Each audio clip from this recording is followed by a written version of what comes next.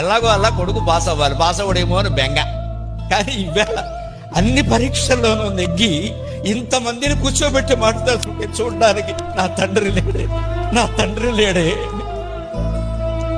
మా అమ్మ చూసింది 20 ఏళ్ళు నా వైభవాన్ని, నా తండ్రి చూడలేకపోయాడు.